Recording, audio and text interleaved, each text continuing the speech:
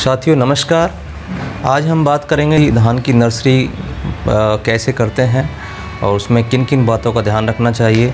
तो सबसे पहले तो जहाँ से हम बीज ले रहे हैं उसका सोर्स ऑथेंटिक होना चाहिए, यानी कि बीज प्रमाणित हो, या यदि किसी किसान से हमने लिया है तो वो उसकी हिस्ट्री का हमको मालूम हो, वो अच्छे सोर्स से हो।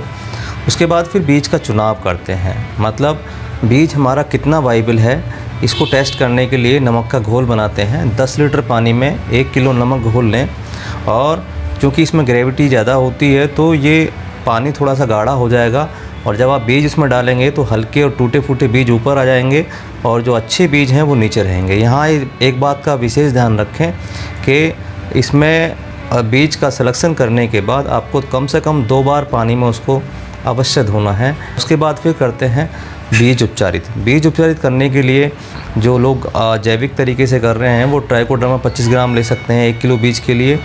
25 ग्राम सूडोमोनास ले सकते हैं। अगर किसी के पास NPK कंसोर्टिया है तो वो भी आप 25 ml ले सकते हैं। इसको आप अच्छे से बीज में मिला लीजिए। और जो लोग रासायनिक खेती कर रहे हैं वो स्ट्रेप्टोसाइक्लिन 10 किलो बीज के लिए 1 ग्राम या बैक्टीनाशक, और कार्बनडाजिम 2 ग्राम प्रति किलो बीज के हिसाब से आप ले करके आप बीज को उपचारित कर लीजिए। बीज उपचारित करने के बाद आप 20 से 24 घंटे इसको टाट की बोरी में नमी बना करके रखेंगे, जिससे कि ये जर्मिनेट होना शुरू हो जाएगा। 24 घंटे बाद ये जर्मिनेशन इसमें हो जाएगा। उसके बाद फिर आपको ये नर्सरी में डालना है। उससे पहले आपको नर्सरी कैसे तैयार करनी है, 1.25 मीटर चौड़ी और 1.5 मीटर जो है लंबी नर्सरी एक आइडियल नर्सरी होती है। जिस खेत में, जिस क्षेत्र में आप ये नर्सरी तैयार कर रहे हैं वहाँ की जो मिट्टी है वो लेवल होनी चाहिए, पानी के निकास की अच्छी व्यवस्था होनी चाहिए, यानी कि समतल होगी, ऊंची उठी हुई स्थान पर होगी तो ज़्यादा अच्छा है। इसको तैयार करने के लिए जो लोग जैविक खेती करते हैं उसको वर्मी कंपोस्ट का इस्तेमाल कर सकते हैं 50 से 60 किलो 150 वर्ग मीटर में, और 100 से 150 या 200 किलो FYM या अच्छी सड़ी हुई कंपोस्ट, और साथ में आप घनजीवा अमृत का भी इस्तेमाल कर सकते हैं, वो भी एक अच्छा सोर्स हो सकता है। जो लोग केमिकल खेती कर रहे हैं वो 150 किलो या 200 किलो गोबर की खाद के साथ में 50 किलो या तो गोबर की खाद हो या वर्मी कंपोस्ट हो 50 किलो, वो आप उसमें डाल दीजिए। और ये सब जो है खेत जब आप नर्सरी तैयार करेंगे उसके लास्ट जब पडलिंग करेंगे उस समय आप डाल देंगे इसको। 150 वर्ग मीटर में इसके साथ 1.5 किलो DAP या NPK वो आप ले लीजिए, MOP ले लीजिए 1.5 किलो, और 1 किलो जिंक सल्फेट ये आप ज़मीन में डाल दीजिए। यदि किसी के पास में NPK DAP नहीं है तो आप सिंगल सुपर फास्फेट 2.5 से 3 किलो ले सकते हैं।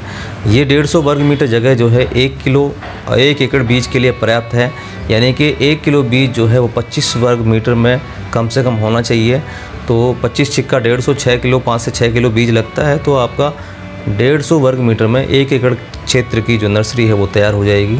तो आप ये सब डालने के बाद पानी उसमें 2 से 3 सेंटीमीटर भरा हो, और जो बीज आपका जर्मिनेट हुआ है उसको आप उसमें छिड़क दीजिए अच्छे से। खुला छिड़कना है एक साइड से, जिससे कि प्रॉपर स्पेस इसमें बना रहे।